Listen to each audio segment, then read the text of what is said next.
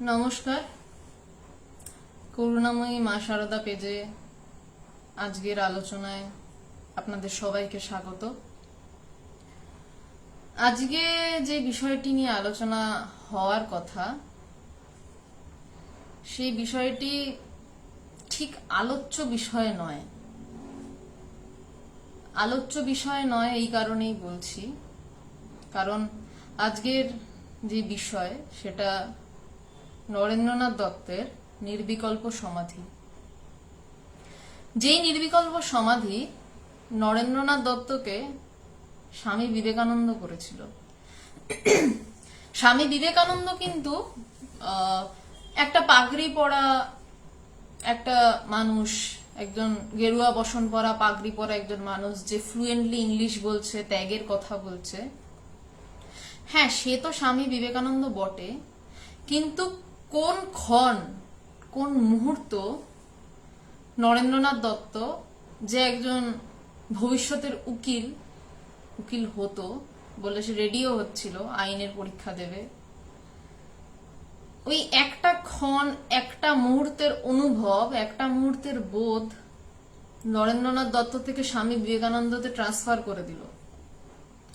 স্বামী বিবেকানন্দ মানে আমরা বুঝি সন্ন্যাস, বিরজা হোম, গেরুয়া বস্ত্র, কিন্তু আসল সন্ন্যাস হচ্ছে সমত্বকভাবে অজ্ঞাননাশ, সম্যকভাবে অজ্ঞাননাশ।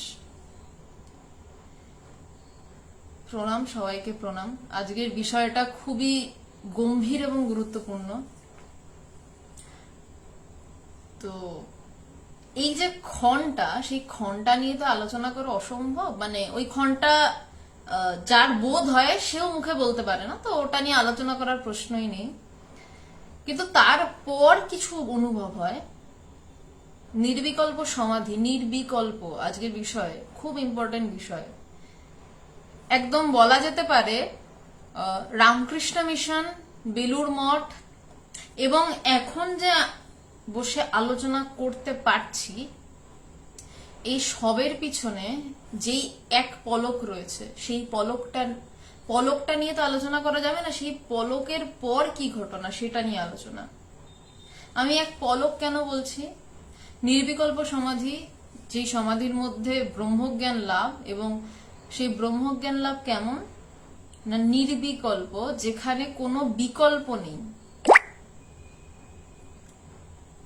কোনো বিকল্প যেখানে নেই, দ্বিতীয় কিছু যেখানে নেই, যেখানে দুই নেই, যেখানে শুধু এক, সেই সমাধির বোধ নিয়ে আজকে কথা বলার চেষ্টা করব বলা ভালো।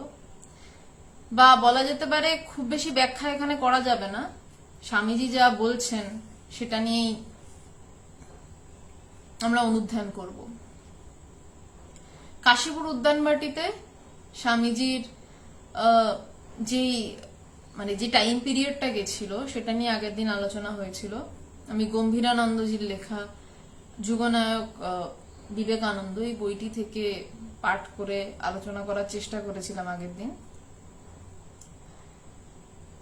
তো আগের দিন ছিল যে ভবিষ্যতের রামকৃষ্ণ সংঘ তৈরি হচ্ছে, এবং আজকে যে অংশটা থেকে আলোচনা করব সেটা কাশীপুরের শুরুর দিকের একটি ঘটনা, এবং তারপর স্বামীজি ঠাকুরের কাছে কিভাবে পাগলের মতন সেই ব্রহ্মজ্ঞান চাইছিলেন।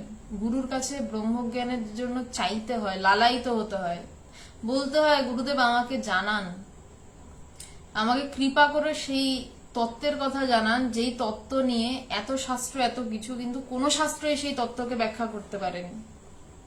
কারণ সেই তত্ত্বটা একমাত্র বোধে হয়, বোধ করলে হয়, অনুভব করলে হয়।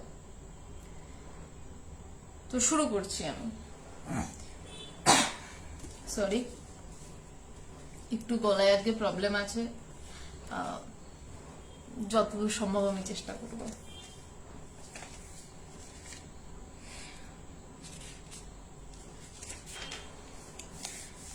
যাহা হোক, আমরা কাশীপুরের প্রথম অবস্থার দিনগুলিতেই ফিরিয়া যাই। কাশীপুর উদ্যানবাটিতে ঠাকুরের শরীর খারাপ, সেখানে সবাই মিলে ঠাকুরকে ঘিরে এসছেন।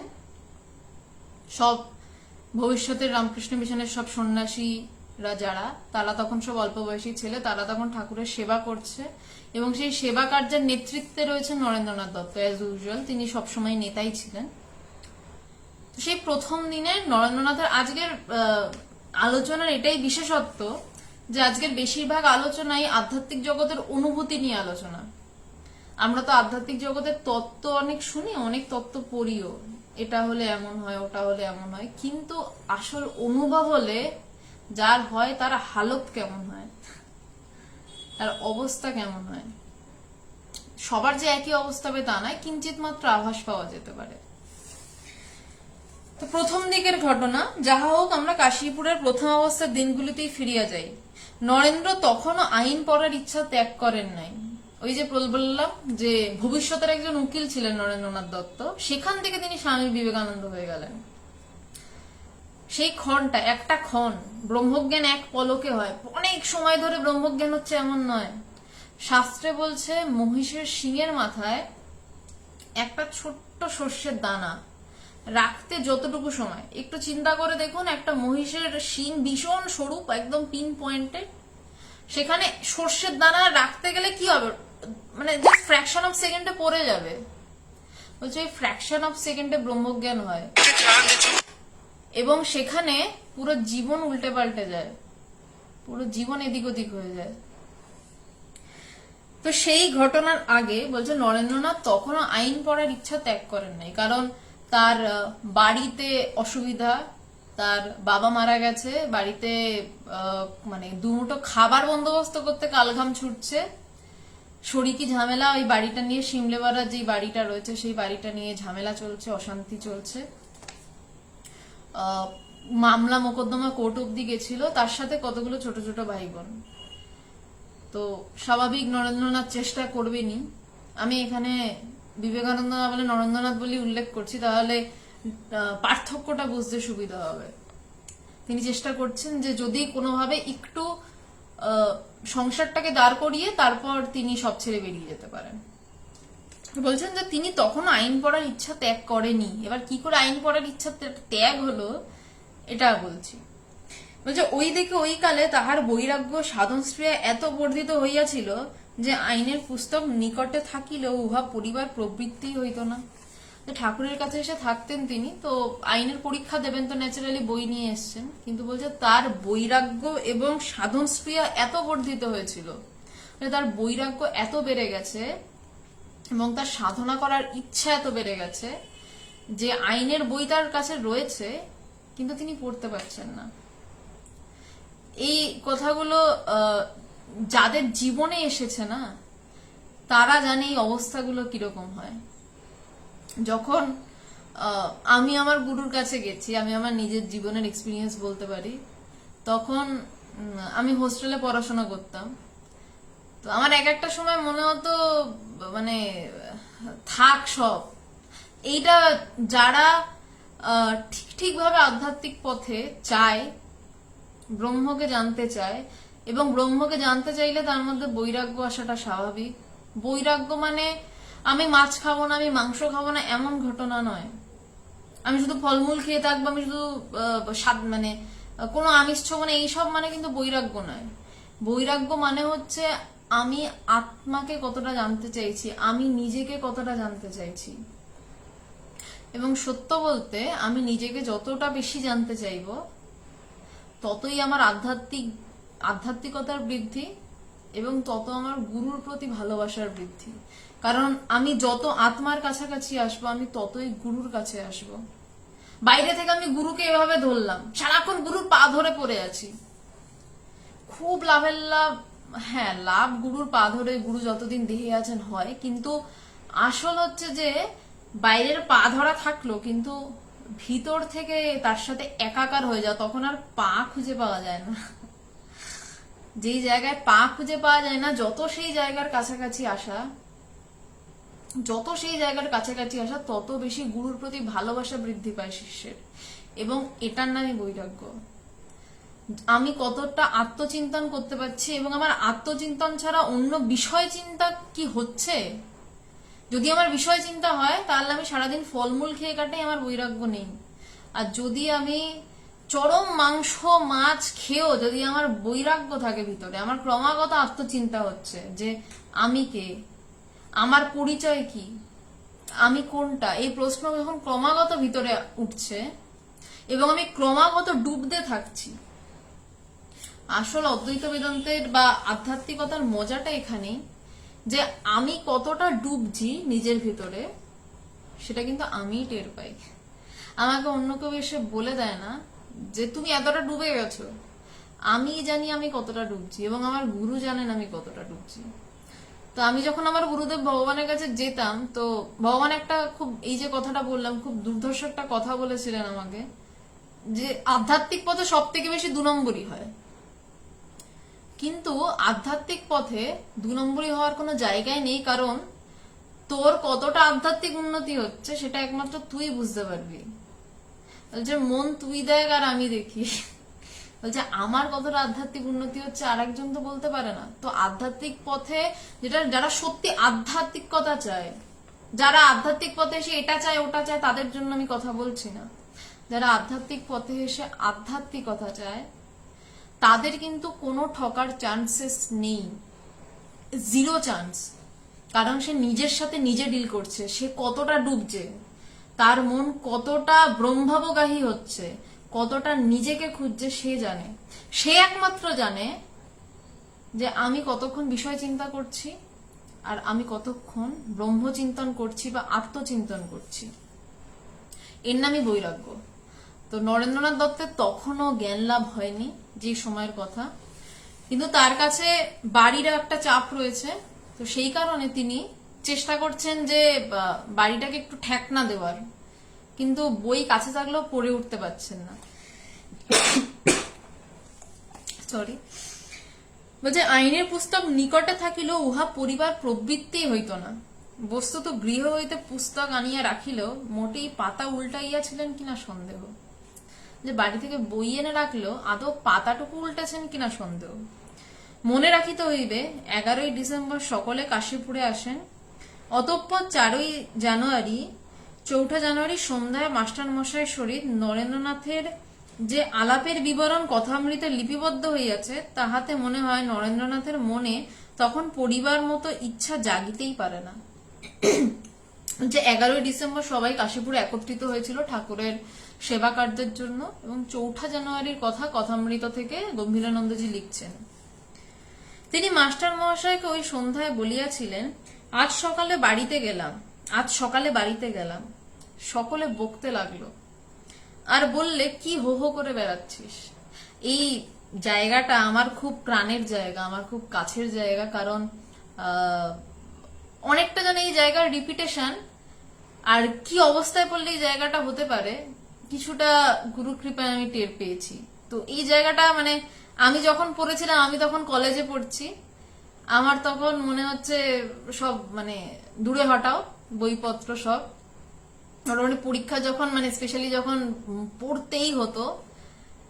তো আর ঠিক সেম ভাবে সত্যি কথা বলতে সময় বদলায় কিন্তু মুখগুলো হয়তো বদলে যায়, কিন্তু চরিত্রগুলোর ভাব খুব একটা অদল বদল হয় না। এই যে এখানে স্বামীজি বলছেন যে স্বামীজির মতন ছেলে নরেন্দ্রনাথ দত্ত, যাকে আমরা এখন বিশ্বাচার্য বলছি, তাকে কি শুনতে হয়েছে। বলছে যে আজ সকালে বাড়িতে গেলাম, সকলে বকতে লাগলো। কেন বকছে? বলছে কি হো হো করে বেড়াচ্ছিস, আইন এক্সামিন এত নিকটে, পড়াশোনা নাই, হো হো করে বেড়াচ্ছে। মাস্টার মশাই জিজ্ঞাসা করলেন তোমার মা কিছু বললেন? সবাই তখন স্বামীজিকে দোষ দিচ্ছে, কারণ সে ঠাকুরের সেবা করতে ওখানে রয়েছে। ঠাকুর তখন পৃথিবীতে রয়েছেন, দেহে রয়েছেন। ঠাকুরকে কিন্তু কলকাতার লোক চিনে স্বামীজিকে ছেড়ে দিচ্ছে না, ঠাকুরকে চেনেও নি, ছেড়ে দেওয়ার প্রশ্ন নেই। তো আজ ঠাকুরকে এত পুজো করে, মাথায় তুলে নাচানাচি করছে। আমি খুব রাগ ভাবেই কথাটা বলছি, যেটা সত্য সেটাকে আমি কঠিন ভাবেই বলতে হবে, আমি সুন্দর ভাষার মোড়কে ওটা দিতে পারবো না।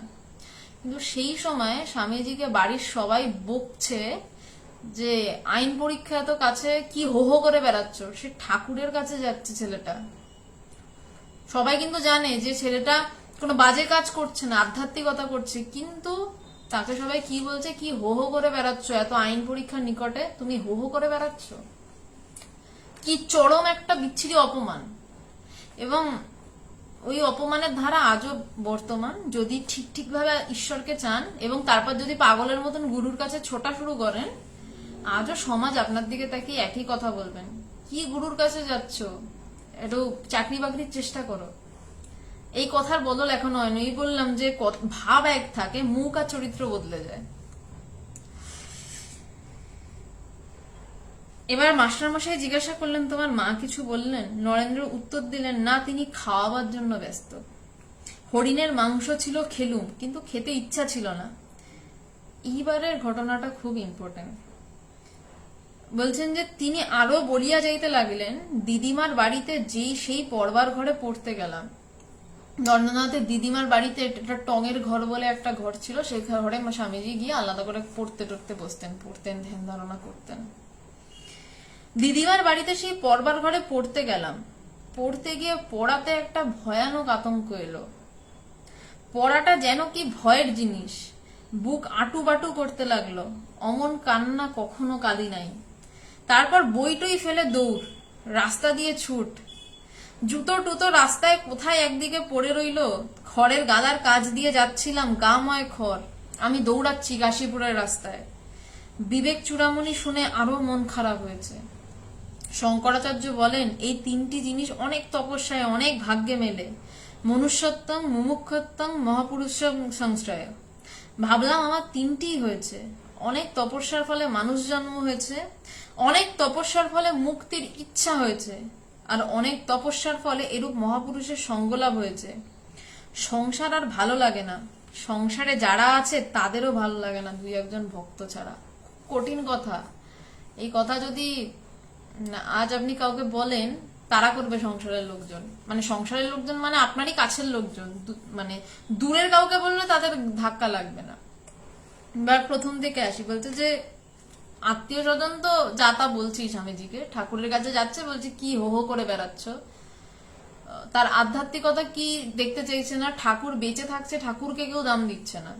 এটা ইম্পর্টেন্ট, যে ঠাকুর বেঁচে থাকতে ঠাকুরকে কেউ দাম দিচ্ছে না। উপরন্তু তার কাছে যে ছেলেটা যাচ্ছে তাকে সবাই বাজে ভাবে কথা বলছে, যে কি হো হো করে বেরোচ্ছ, মানে সময় নষ্ট করছো, অ্যাজ বলতে চাইছে। এবং তারপরের যে ঘটনা বলছে, দিদিমার বাড়িতে টঙের ঘরে পড়তে গেলাম। বলছে পড়তে গিয়ে পড়াতে একটা ভয়ানক আতঙ্ক এলো। কারণ স্বামীজি স্বাভাবিক উকিল হওয়ার জন্য জন্মাননি। আর যখন বৈরাগ্য প্রচন্ড মাত্রায় বৃদ্ধি পায়, তখন আত্মচিন্তা ছিল। ওই যে বললাম, বৈরাগ্য মানে অন্য কিছু নয়, আত্মচিন্তা। তখন ঈশ্বরীয় প্রসঙ্গ ছাড়া অন্য কিছু প্রসঙ্গ বিষবৎ মনে হয়, জাস্ট মনে হচ্ছে বিষ। স্বামীজি বলছেন পড়তে গিয়ে, কারণ পড়তে গিয়ে তো ওখানে স্বামীজিকে মন দিতে হচ্ছে, নরেন্দ্রনাথকে তো মনটা দিতে হচ্ছে। যেই মন ঈশ্বরে দেওয়া, সেই মন যদি আইন আদালতের ওকালতি নিয়ে ব্যস্ত হতে হয়, সেই মন তো পাগলামো করবে।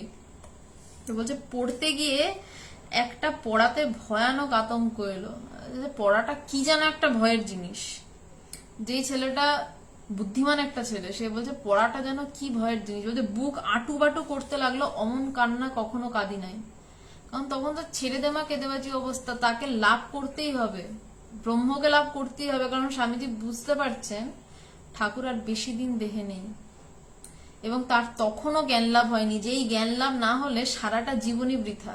বা সেটাই বলছেন যে এরপর আমি বইটই ফেলে দৌড়াচ্ছি কাশীপুরের রাস্তায়। রাত্রে একটা ছেলে, নরেন্দ্রনাথ দত্ত, ঠাকুর রামকৃষ্ণদেব, কি মানে অদ্ভুত প্রেম, দৌড়াচ্ছে রাস্তা দিয়ে, হেঁটে হেঁটে যাচ্ছে না।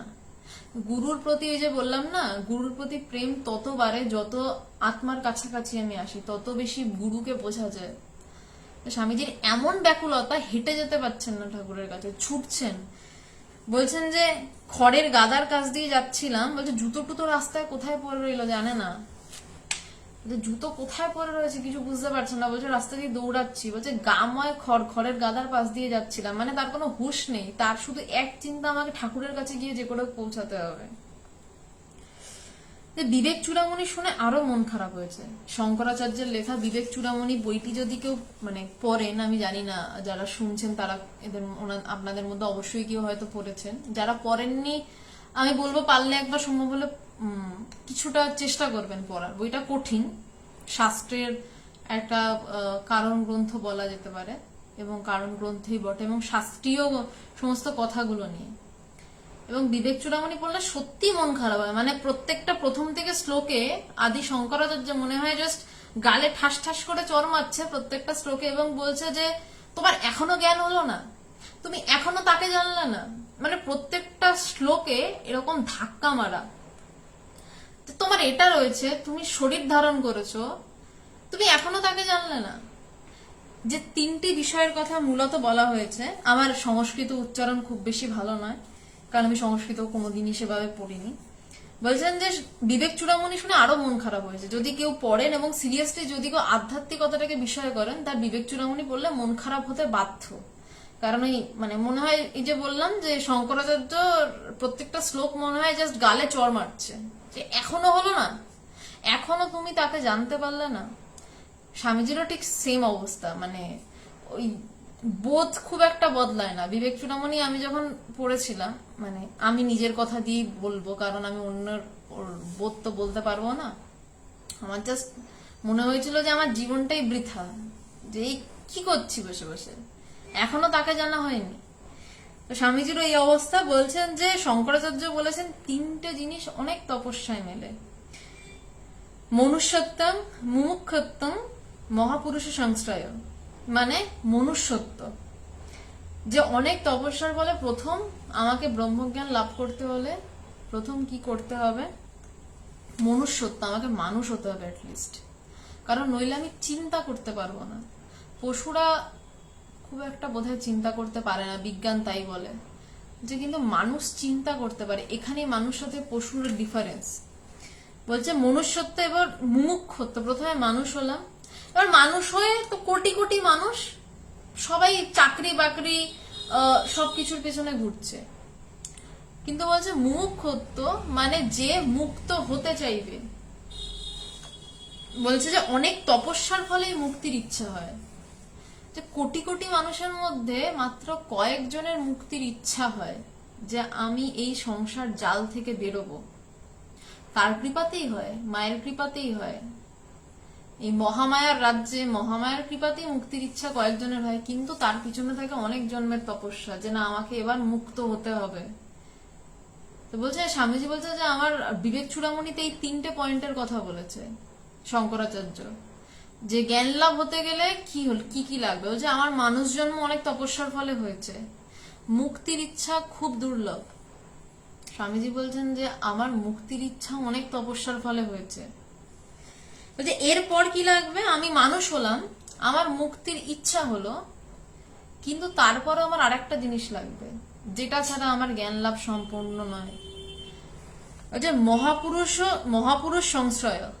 বলছে যে এই দুটো তো পাওয়া গেল, কিন্তু তারপরেও যেটা লাগবে, মহাপুরুষের একটা আশ্রয় লাগবে, যিনি অলরেডি ব্রহ্মকে জেনে ব্রহ্ম হয়ে বসে রয়েছেন, এবং যিনি আমাকে হাত ধরে টানতে টানতে ওই পারে নিয়ে যেতে পারেন। আমি একা ওই পারে যেতে পারবো না, কারণ ওই পারে রাস্তা আমার চেনা নয়। এই মহাপুরুষরা যে অলরেডি ওই পারে বসে রয়েছে এবং পারাপার করছেন, যিনি ওই পারে বসে রয়েছেন তিনি নন, যিনি পারাপার করছেন, সেই রকম মহাপুরুষের সংশ্রয়। স্বামীজি বলছেন আমার সেই রকম মহাপুরুষের সংশ্রয়ও লাভ হয়েছে, ঠাকুরের সংশ্রয়, ঠাকুরের আশ্রয় আমি পেয়েছি। বলছে সংসার আর ভালো লাগে না। বলছে স্বামীজির ভিতরে কষ্ট হচ্ছে, বলছে এখনো আমার তারপরেও জ্ঞান হচ্ছে না, আমার এই তিনটেই হয়েছে। বলছে সংসার আর ভালো লাগে না, সংসারে যারা আছে তাদের ভালো লাগে না। খুব কঠিন কথা। বলছে এটা স্বামীজি মাস্টার মশাইকেই বলতে পেরেছিলেন, বাড়িতে যারা তাকে বলেছিল হো হো করে বেড়াচ্ছিস তাদেরকে মুখের উপর পারেননি। বড় কঠিন কথা, যে একটা সময় এসে সংসার আর ভালো লাগে না। সংসারে বসে বসে যারা দিনরাত্রি বিষয় আশয় নিয়ে কথা বলে তাদেরকে আর ভালো লাগে না। বলছে দুই একজন ভক্ত ছাড়া আর কাউকে ভালো লাগে না, কথা বলতে ইচ্ছা করে না। আজকে যা প্রথমেই বলেছি, আজকে যার কথা হবে সবই প্রায় অনুভবের কথা। তো শাস্ত্রে যা হয়ে বলছে সেটা হলে কি হয় তার কথা, সেটা হলে এমনই অবস্থা হয় যে দুই একজন ভক্ত ছাড়া ভালো লাগে না কথা বলতে। সংসারে সবাইকে মনে হয় কি বলছে, টেনে নামাচ্ছে। ঠাকুর বলছেন যে সেই জায়গায় মন উঠলে সংসারকে ওই সংসারের মানে প্রিয়জনদের কাল সাপ বলে মনে হয়। কি ভয়ঙ্কর কথা, যে কাল সাপ যে ছোবল মারতে উদ্যত, যে সেরকম মনে হয়, তাই পালায় অ্যাকচুয়ালি, সবকিছুর থেকে সরতে থাকে। যে যত আধ্যাত্মিক পথে আসে, সাধু সন্ন্যাসীরা পাহাড়ে কেন যেত, জঙ্গলে আলাদা কেন যেত? কারণ কিছু শুনতে ভাল লাগতো না, তাই যেত। যত বেশি তার প্রতি মন, তত বেশি সমস্ত কিছু থেকে মন উঠে যেত। মন ওঠানো যায় না, উঠে যায়। দুটোর পার্থক্য আছে। আমি তুলছি আর উঠে যাচ্ছে, সরে যাচ্ছে, দুটোর পার্থক্য আছে। তখন মন অটোমেটিক্যালি সরে যায়। যেমন দক্ষিণেশ্বর থেকে আমি যদি বেলুড়ের দিকে যাই নৌকো করে, আমি দক্ষিণেশ্বরটাকে কি জোরে পিছনে ঠেলতে পারবো? দক্ষিণেশ্বর তুমি পিছনে যাও, বেলুড় তুমি সামনে এসো, হয় না। অটোমেটিক্যালি নৌকা যেভাবে বেলুড়ের দিকে যাবে, দক্ষিণেশ্বর এমনি পিছনে পড়বে। তেমনি যত বেশি আমার মন অন্তর্মুখী হতে থাকে, তত বেশি সংসার আমার থেকে সরতে থাকে। সংসার সরতে থাকে মানে কি, সাংসারিক চিন্তা সরতে থাকে। সাংসারিক চিন্তা আমার তত ভালো লাগে না। আবার যাদের সাংসারিক চিন্তা যত বেশি ভালো লাগে, তাদের আবার ঈশ্বরীয় চিন্তা অতটা ভালো লাগবে না। একদম সোজা অঙ্ক, সোজা হিসাব। বলছে, ওই 4 জানুয়ারি অপরাহ্ন 4টার সময় নরেন্দ্র আসিয়া শ্রীরামকৃষ্ণের নিকট বসিয়াছিল। তখন ঠাকুর মাস্টার মশায়ের দৃষ্টি নরেন্দ্রের প্রতি আকৃষ্ট করিয়া সংকেতে বলিয়াছিলেন, কেঁদেছিল, কাঁদতে কাঁদতে বাড়ি থেকে এসেছিল। কাঁদতে হবে, কাঁদতে মানে সামনে না কাঁদতেও ভিতরে কাঁদতে হবে, লালায়িত হতে হবে জ্ঞানের জন্য, যে আমার হলো না, এখনো হলো না, এইরকম পাগলামো লাগবে। যে কাশীপুরের রাস্তা দিয়ে একটা ছেলে ছুটছে গুরুর কাছে, বলছে যে জ্ঞান লাভের জন্য কেমন অবস্থা হওয়া দরকার, বলছে জলের মধ্যে মাথা যদি কেউ চেপে ডুবিয়ে ধরে, তখন ওই নিঃশ্বাস বন্ধ হয়ে গেলে যেরকম পাগলের মতন ছটফট করে আমরা উঠে পড়তে যাই না জল থেকে, যখন জ্ঞান লাভের জন্য ওই রকম পাগলামো হবে যে এবার আমায় বেরোতেই হবে এই সংসার মায়া থেকে, আর নয়, আর নয়, আর হচ্ছে না, এবার বেরোতে হবে, তখনই জ্ঞান লাভ সম্ভব, তার আগে নয়। তার আগে অল্প অল্প চেষ্টা করছি, হ্যাঁ আমি ঈশ্বরকে ডাকছি, এই সেই হবে। কিন্তু যখন এই পাগলামো করে ছুটতে ছুটতে যাওয়া, বা পাগলের মতন সব ছেড়ে দিয়ে না এবার আমাকে জানতেই হবে, তখনই জ্ঞান লাভ, তখনই ব্রহ্মজ্ঞান, তখনই ব্রহ্মজ্ঞানের প্রশ্ন, তার আগে প্রশ্নই নেই। ঠাকুর মাস্টার মশাইকে ইশারা করে বলছেন, কেঁদেছিল, কাঁদতে কাঁদতে বাড়ি থেকে এসেছিল। কিয়ৎক্ষণ পরে নরেন্দ্রনাথ জানাইলেন, তিনি সেই রাত্রে দক্ষিণেশ্বরের বেলতলায় ধুনি জ্বালাইয়া তপস্যা করিতে যাইবেন।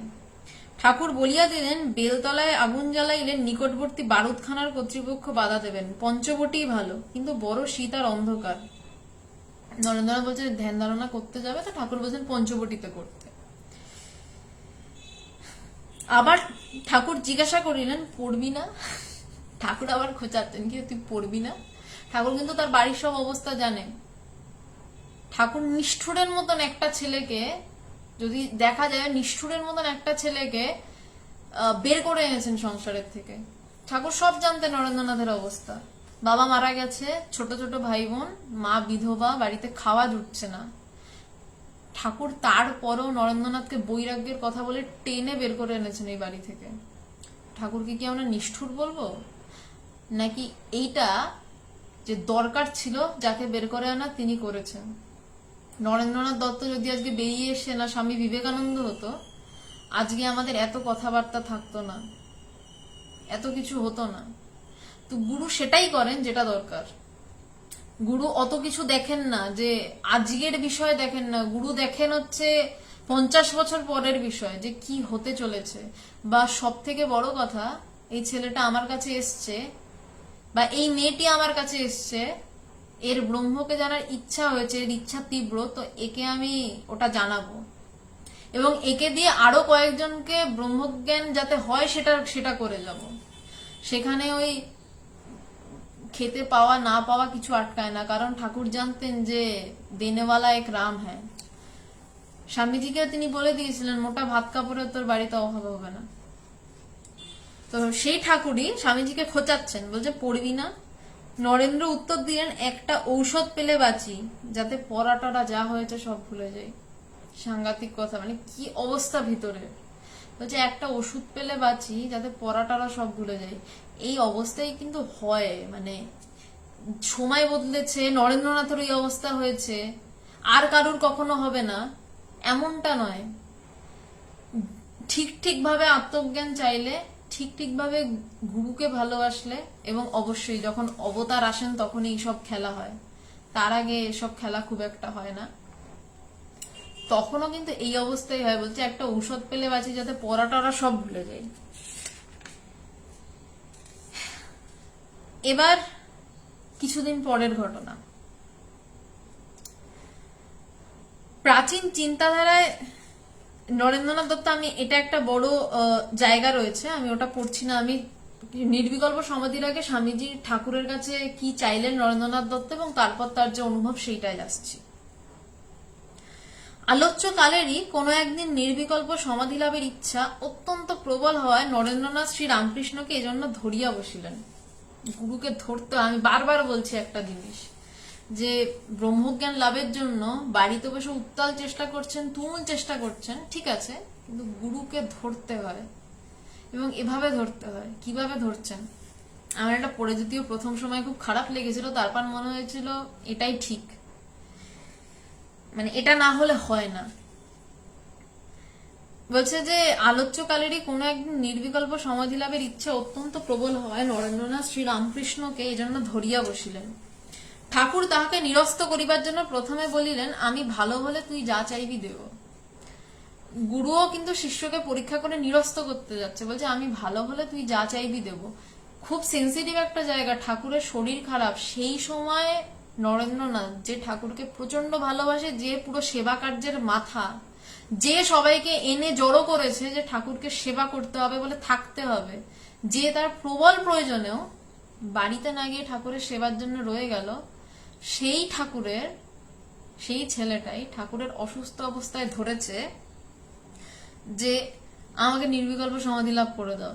এবার ঠাকুর বলছে, তাকে এবার ঘোরাচ্ছে, তার বৈরাগ্য টেস্টিং হচ্ছে এখন।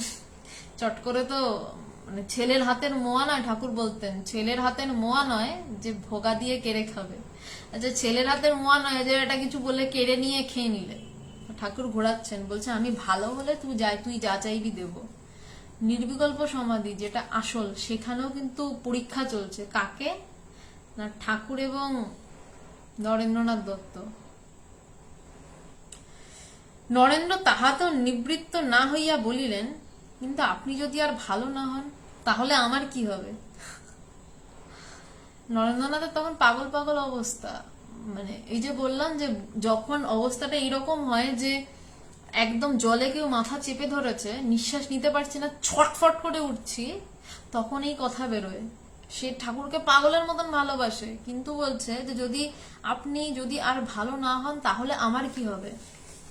এখন ঠাকুরের কাছে অনেক গৃহী ভক্তরা আসতেন, রামবাবুরা, ওনারা বলতেন আমরা ঠাকুরের সঙ্গ করেছি, আর কিছু লাগে না। কিন্তু নরেন্দ্রনাথ সার বুঝেছিলেন বলেই তিনি আজকে এত বড় একটা আদর্শ এবং ঠাকুরের আদর্শটাকে চারদিকে প্রচার করে বেড়াতে পেরেছিলেন। বলছে যদি আপনি আর ভালো না হন, তাহলে যদি আমার নির্বিকল্প সমাধি আর না হয় তাহলে আমার কি হবে? কারণ সে বুঝে গেছে যে শুধু ঠাকুরের সঙ্গ লাভ করাটাই নয়, প্রথম যেটা শুরু করেছিলাম ওই ক্ষণটা আসল, এক মুহূর্ত আসল। ওই এক মুহূর্ত না হলে জীবনটা বৃথা, সারা জীবন খালি মুখস্থ আওড়ানো, আর কিছু নয়। আপনি যদি আর ভালো না হন তাহলে আমার কি হবে? ঠাকুর কতকটা অন্যমনস্ক ও স্বগত ভাবে বলিলেন, শালা বলে কি। সুন্দর সম্পর্ক একটা। বলছেন যে নরেন্দ্রনাথ এরকম ডাইরেক্ট বলে দিল যে আপনি যদি আর ভালো না হন তাহলে আমার কি হবে? ঠাকুর বলছে শালা বলে কি। তারপর ধীরভাবে জিজ্ঞাসা করিলেন, আচ্ছা তুই কি চাস বল। এরপর ঠাকুর জিজ্ঞাসা করছেন, তুই কি চাস এবার বল।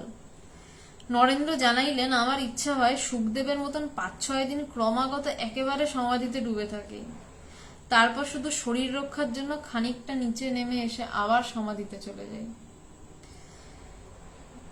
নরেন্দ্রনাথ বলছে আমার ইচ্ছা হয়। এবার ঠাকুর রাজি হয়েছে, বলছে বল কি চাস। কারণ এইভাবে ধরেছে তো ঠাকুরকে রাজি হতেই হবে। বলছে যে আমার ইচ্ছা সুখদেবের মতন সমাধিস্থ হয়ে থাকি, তারপর একটু নিচে নেমে আসি, কারণ না নেমে এলে শরীর রক্ষা হবে না। বলছে শরীর রক্ষার জন্য নিচে নেমে এসে আবার সমাধিতে চলে যাই। শ্রীরামকৃষ্ণ তখন কতকটা উত্তেজিত কণ্ঠে তিরস্কার করিয়া বলিলেন, ছি ছি, তুই এত বড় আধার, তোর মুখে এই কথা? আমি ভেবেছিলাম কোথায় তুই একটা বিশাল বটগাছের মতন হবি, তোর ছায়ায় হাজার হাজার লোক আশ্রয় পাবে, তা না হয়ে তুই কিনা শুধু নিজের মুক্তি চাস। এ তো অতি তুচ্ছহীন কথা। না রে, এত ছোট নজর করিসনি। মানে ঠাকুর কি লেভেলে দাঁড়িয়ে রয়েছেন এবং তার প্রেম কি সাংঘাতিক, যেখানে মানে নরেন্দ্রনাথ শ্রেষ্ঠ চাওয়া চাইল যে আমি শুধু সমাধিস্থ হয়ে থাকবো, যেটার জন্য এত কিছু, সেখানে ঠাকুর বলছেন যে আমি ভেবেছিলাম তুই বিশাল বটগাছ হবি, তোর ছায়া এসে অনেকে আশ্রয় পাবে। মানে কি, যে নরেন্দ্রনাথের সমাধি হবে এবং তার কাছে এসে অনেক মানুষের সমাধি হবে। বলছে সেই তুই এত বড় আধার হয়ে তুই এত ছোট চিন্তা করলি, শুধু নিজের মুক্তি। এত স্বার্থপরতা। শুধু নিজের মুক্তি চাওয়াটাও কিন্তু স্বার্থপরতা। নিজের মুক্তির পরও সেই কথা অন্যদের জানানোর থাকে। নরেন্দ্রনাথের মাথায় তো তখন অত কিছু নেই, সে তো তখন পাগলের মতন এক চিন্তা করছে, অন্য কে কাকে জানাবে দেখতেই পাচ্ছে না। সে বলছে আগে আমায় জানতে হবে বাবা, আগে আমায় যে করে হোক সেই নির্বিকল্প সমাধি অবস্থায় পৌঁছাতে হবে। ঠাকুর বলতে, না রে, এত ছোট নজর করিসনি, আমি বাপু সব ভালোবাসি। মাছ খাবো তো ভাজাও খাবো, সিদ্ধও খাবো, ঝোলেও খাবো, অম্বলেও খাবো। সুন্দর কথা। আচ্ছা, আমি বাপু সব ভালোবাসি, শুধু আমি মাছ ভাজাই খাবো, ঝোলে খাবো না, এটা এক বগামি। মানে আমি শুধু সমাধিস্থই থাকছি, আমি আর লীলাতে আসছি না। কিন্তু যারা অবতারের কাছে থাকেন, অবতারের সাথে থাকেন, তারা অবতারের পার্শ্বদ হয়ে লীলা সঙ্গী হয়, হতেই হয়। ঠাকুর বলছেন আমি সব ভালোবাসি, আমি মাছ ভাজাও খাবো, সিদ্ধও খাবো, ঝোলেও খাবো, অম্বলেও খাবো। আমি সব রকম ভাবে তাকে টেস্ট করতে চাই। শুধু সমাধিস্থ অবস্থাতেই তিনি, তার নিচে নামলে কি তিনি নয়? বলছে তোকে সমাধি অবস্থায় নির্গুণ ভাবে উপলব্ধি করি, তাকে সমাধি অবস্থায় নির্গুণ ভাবে উপলব্ধি করি, আবার নানা মূর্তির ভেতরেও ঐহিক সম্বন্ধবোধ ভোগ করি। ভোগ করি, ঠাকুর বলছেন, বলছে তাকে ভোগ করি। আসল ভোগ এটাই। মানুষ তো ভোগ করতে গিয়ে দুর্ভোগে পড়ে, কিন্তু বলছেন, ঠাকুর বলছে আমি কিরম ভোগ করি? বলছে আমি তাকে সমাধি অবস্থায় নির্গুণ ভাবেও ভোগ করি, আবার নানা মূর্তির ভিতরে তার সাথে একটা সম্বন্ধ পাতিও তাকে ভোগ করি। একঘেয়ে ভালো লাগে না, তুইও তাই কর। একাধারে জ্ঞানী ও ভক্ত দুই হ। যিনি শুধু জ্ঞানী তিনি সমাধিস্থ হয়ে বসে থাকেন, যে ভক্ত সে সমাধিতেও থাকে, সে লীলাতেও থাকেন। যার ভক্তের ক্যারেক্টার হয় এবং জ্ঞান মিশ্রিত ভক্তি যার হয়, সে যেমন নিত্য নিয়েও কথা বলবে, সে তেমনি নিচে নেমে এসে লীলা নিয়েও কথা বলবে, কারণ তার জ্ঞানটা পাকা। কারণ যে সিঁড়ি দিয়ে উঠে ছাদে যাওয়া, সে ছাদে যাওয়ার পর বুঝতে পারে যে যেই সিমেন্ট দিয়ে ছাদটা তৈরি, সিঁড়িটাও সেই সিমেন্টে তৈরি, তাই তার সিঁড়ি দিয়ে নামতে খুব একটা আপত্তি থাকে না।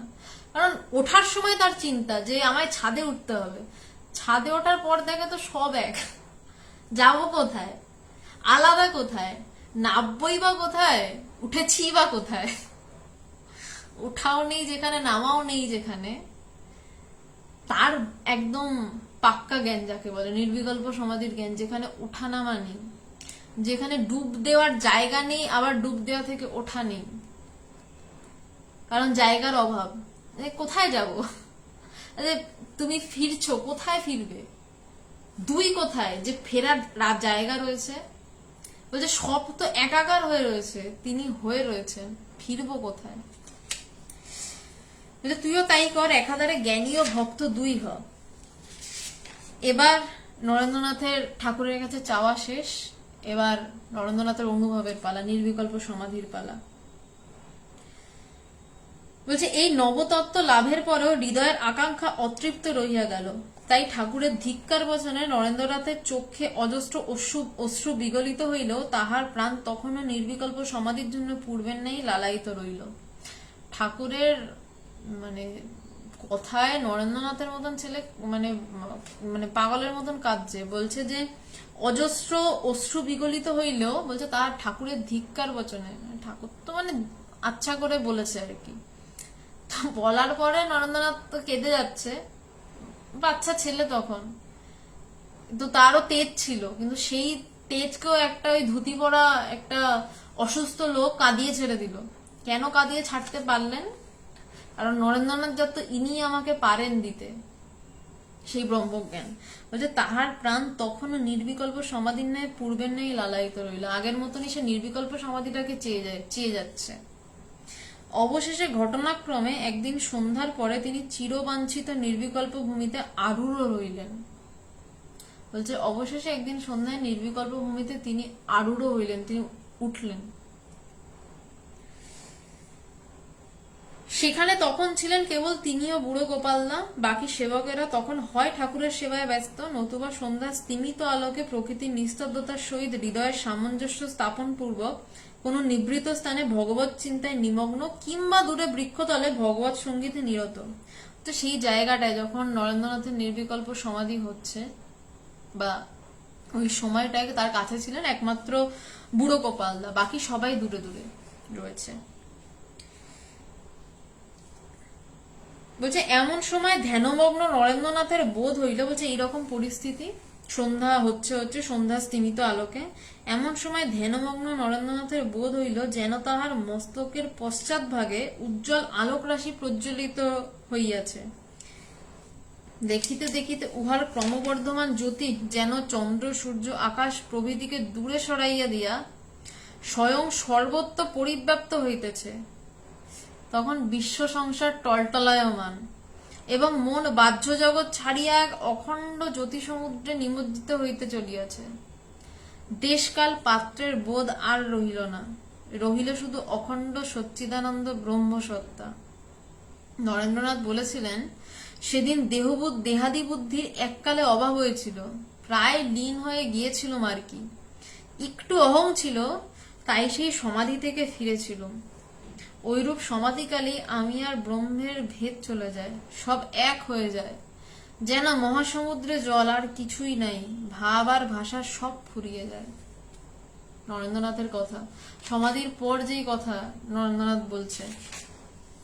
তো বলছেন যে কেমন বোধ হয়েছে, বলছে যখন বসেছিলেন তখন মনে হচ্ছে মাথার পিছন থেকে একটা উজ্জ্বল আলোক রাশি জ্বলে উঠলো। এইগুলো কিন্তু এই ঘটনাগুলো কিন্তু সেই ব্রহ্মজ্ঞানের আগের অবস্থা, সমাধি অবস্থা। একটা জিনিস খুব মানে ইম্পর্টেন্ট ব্যাপার, মানুষ সমাধি এবং জ্ঞানকে এক করে দেখে, এটা কিন্তু নয়। যার সমাধি হয়েছে এমনও হতে পারে যে সমাধিটা কিন্তু একটা অবস্থা, তুরীয় অবস্থা। জ্ঞান কিন্তু কোনো অবস্থা নয়, অবস্থার পার। বলছে ওই সমাধি অবস্থাটার মধ্যে কোনো এক ক্ষণে সেই জ্ঞান লাভ হয়, কোনো এক ক্ষণে কারুর সেই জ্ঞান লাভ হয়। সবারই যে সমাধি হলেই জ্ঞান লাভ হবে তা কিন্তু নয়, কারণ ওই জ্ঞানটা সবার চাওয়ার বিষয় থাকে না। এই যে ঘটনা, এই যে বোধগুলো পড়লাম, মানুষ কিন্তু এই বোধগুলো পেতেই আগ্রহ থাকে যে আমার এরকম একটা হবে। কিন্তু মানুষের ওই মুহূর্তটার প্রতি খুব কম মানুষেরই আগ্রহ থাকে যে আমি তাকে জানবো, আমি লীন হয়ে গিয়ে আমি সেই আমিকে জানবো। তো এই যে জায়গাগুলোর কথা বলা হচ্ছে, এই যে যতটা আমি পড়লাম, আমি আবার আসছি, রিপিটেশনে আসছি, সেই জায়গাগুলো কিন্তু ওই জায়গাটায় পৌঁছানোর ওই ঘন্টার আগে এমন এমন হচ্ছে, যেন এমন এমন হচ্ছে, এটাগুলো কিন্তু অবস্থা। এবং ওই ক্ষণটায় কিন্তু কিছু বলা গেল না। আমি আসছি, আবার রিপিটেশনে আসছি জায়গাটা। বলছেন যে দেখছেন তার মস্তকের পশ্চাৎ ভাগে উজ্জ্বল আলোক রাশি প্রজ্বলিত হয়েছে, মাথার পিছন দিয়ে বিশাল একটা আলোক রাশি জ্বলে উঠেছে। এটা দেখিতে দেখিতে উহার ক্রমবর্ধমান জ্যোতি সূর্য চন্দ্র আকাশ প্রভৃতিকে দূরে সরাইয়া দিয়া স্বয়ং সর্বত্র পরিব্যাপ্ত হইয়াছে। বারবার বলছি, এগুলো কিন্তু অনুভব, সমাধির অবস্থা, সেইটা বর্ণনা করাটাও যাচ্ছে। বলছে যে ওই জ্যোতিটা ওটা সমস্ত কিছুকে দূরে সরিয়ে দিয়েছে এবং নিজেই একাকার হয়ে রয়েছে, আর কিচ্ছু নেই, আকাশ টাকাশ কিচ্ছু নেই, শুধু জ্যোতিটা রয়েছে। বলছে যে তখন বিশ্ব সংসার টলটলায়মান, বলছে বিশ্ব সংসার যেন টলে যাচ্ছে, প্রায় নেই। ওই যে বলছে নাহি সূর্য নাহি জ্যোতি নাহি শশাঙ্ক সুন্দর, বলছে কিচ্ছু নেই। বলছে ভাসে ব্যোমের ছায়া সম ছবি বিশ্ব চরাচর। বলছে একটা হালকা হালকা যেন ভাসছে, এই সেই কথা এখানে বলছে, তখন বিশ্ব সংসার টলটলায়মান, যেন হালকা একটা আছে কি নেই আছে কি নেই এই অবস্থা। যে এটা হতে হতে মন বাহ্য জগৎ ছাড়িয়া এক অখণ্ড জ্যোতি সমুদ্রে নিমজ্জিত হইতে চলিয়াছে। তখনও কিন্তু হয়নি, আগের কথা বলছেন। বলছে সমস্ত কিছু ছেড়ে মন সেই অখণ্ড জ্যোতি সমুদ্রে যেন ডুবে যাচ্ছে। ওই আবার নাহি সূর্য নাহি জ্যোতি গানটায় ফিরতে বলছে বহে মাত্র আমি আমি, শেষ জায়গা। বলছে নাহি সূর্য নাহি জ্যোতি, মানে এই জগৎ সংসার নেই, ভাসে বোমে ছায়া সম। বলছে এই জগৎ সংসার যেন ছায়া সম ভাসে, তারপরে বলছে যে বহে মাত্র আমি আমি, একটা আমি আমি বোধ, যেটা এখানে বলছে যে দেশকাল পাত্রে ওই মন বাহ্য জগৎ ছেড়ে এক অখণ্ড জ্যোতি সমুদ্রে যেন নিমজ্জিত হইতে চলেছে, যে যেন ডুবতে চলেছে সেই জায়গায় মন। এইবার আসল জায়গা, বলতে দেশকাল পাত্রের বোধ আর রইল না, বহে মাত্র আমি আমি সে ধারাও বদ্ধ হলো। বলছে যে শুধু আমার চন্দ্র সূর্য গ্রহ তারা সরে গেল, জ্যোতি টতি সব শেষ, জগৎ সংসার দূরে সরে গেল, তারপর আমি আমি একটা ধারা বইছে। এই যেখানে এইটার কথা বলছে যে দেশকাল, এই যে দেশকাল পাত্রের বোধ আর রহিল না, এই ক্ষণটা, কিন্তু এই ক্ষণটায় কি ব্যাখ্যা বলতে পারলেন না স্বামীজি। বলছেন দেশকাল পাত্রের বোধ আর রহিল না, রহিল শুধু অখণ্ড সচ্চিদানন্দ ব্রহ্মসত্তা। এই অবধি বলতে পারছেন যে আর রইল না, বলছে আর কি রয়েছে না, অখণ্ড সচ্চিদানন্দ ব্রহ্মসত্তা। কিন্তু সেটা কেমন, এর আগে তো এত ব্যাখ্যা করলেন, জ্যোতি বেরোলো সব সরিয়ে দিল, কিন্তু ওই জায়গাটায় চুপ কেন? বলছে বহে মাত্র আমি আমি সে ধারাও বদ্ধ হলো, শূন্যে শূন্য মিলাইল, অবাং মানস গোচরম। বলছে এরপর আর বলা যাবে না। বলছে বহে মাত্র আমি আমি এই অবধি রয়েছে, তারপর সে ধারাটাও হঠাৎ হঠাৎ কেটে যায়, হঠাৎ সরে যায় আমি আমি, যে সে ধারাও বদ্ধ হলো, হঠাৎ সরে গিয়ে শূন্যে শূন্য মিলাইলো। কিছু এক দুই দিন গিয়ে শূন্য মেলায় না, বলছে শূন্যই ছিল শূন্যর সাথে মিলিয়ে গেল। বলছে এরপর কি না, বলছে এরপর অবাং মানস গোচরম। বলছে সেটা কেমন না, বলছে সেটা তোমাকে হয়ে বোধ করতে হবে। অবাং মানস গোচরম, যা বাক্য মনের অতীত, যে কথা আর বলা যাচ্ছে না, এই ক্ষণ, এই ক্ষণটা, এটাই আসল, এই সমাধি অবস্থার মধ্যে এটাই আসল ক্ষণ, যেটার জন্য স্বামীজি ঠাকুরকে ওভাবে ধরেছিলেন, নরেন্দ্রনাথ দত্ত, যে তুমি যদি আর ভালো না হও আমার কি হবে। যেটার যে ক্ষণটার জন্য স্বামীজি আজকে স্বামী বিবেকানন্দ বিশ্বাচার্য, এই ক্ষণটার জন্য কিন্তু নরেন্দ্রনাথ থেকে স্বামীজি এই ট্রান্সফার।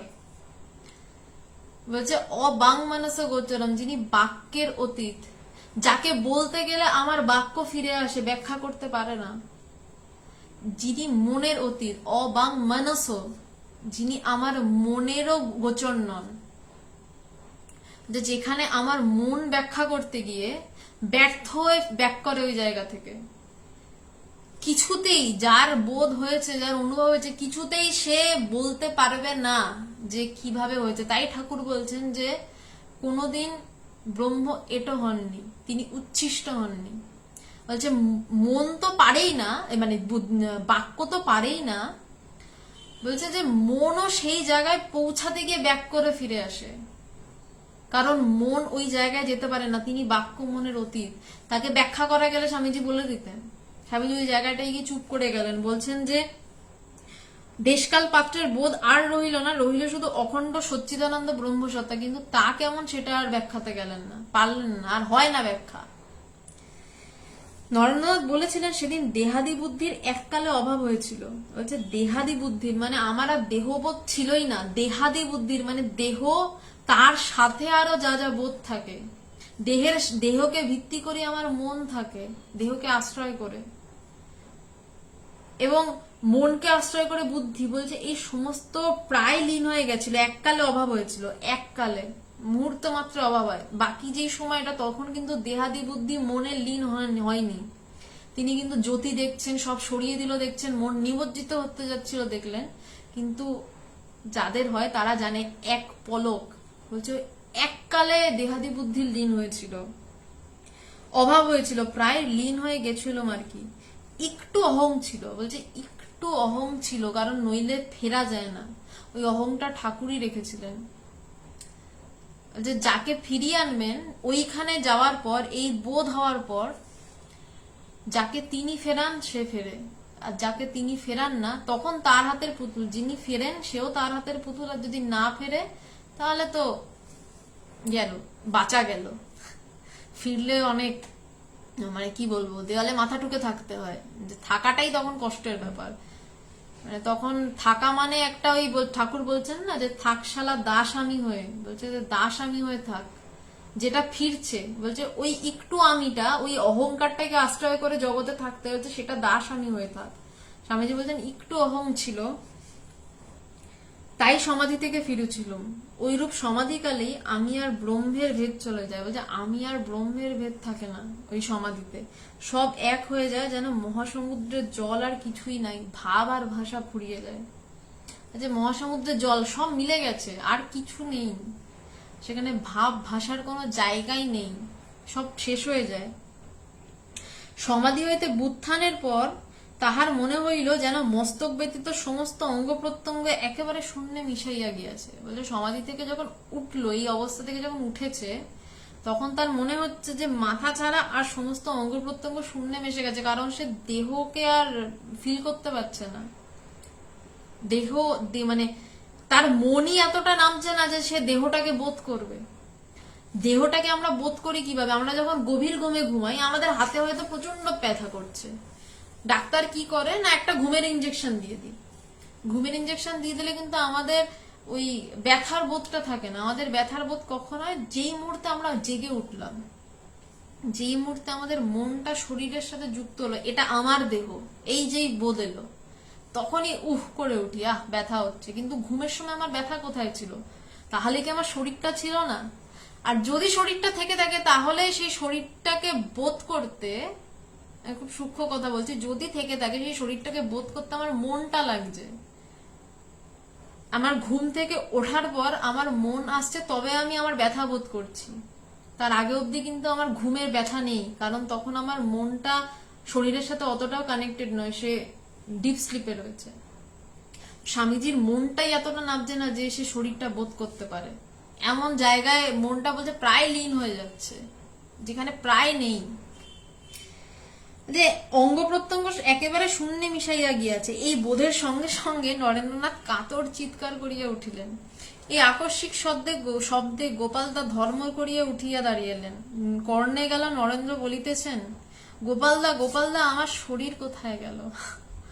সে পাচ্ছে না খুঁজে, মানে ফিরতে, ওই যে বললাম না যে ফিরলে বড় সমস্যা, তখন অনেক কষ্ট সৃষ্টে থাকতে হয়, মানে সেই মানে জোর জার করে থাকা, তখন থাকতে হয়। বলছেন যে আমার শরীর কোথায় গেল? গোপালদা ব্যস্ত সমস্ত হইয়া তাহার দেহের বিভিন্ন স্থান টিপিয়া বলিতে লাগিলেন, কেন নরেন? এই যে। গোপালদা পাচ্ছে দেখতে, বলছে তার শরীর টিপছে, বলছে নরেন এই তো। তবু নরেন্দ্রের মনে হইতে লাগিল শুধু মুখখানি আছে, আর কিছু নেই। তাও খালি সে খুঁজে পাচ্ছে না, নিজের শরীর খুঁজে পাচ্ছে না। বলছে যে খালি মনে হলো যে আমার মুখটাই রয়েছে, আর কিছু নেই।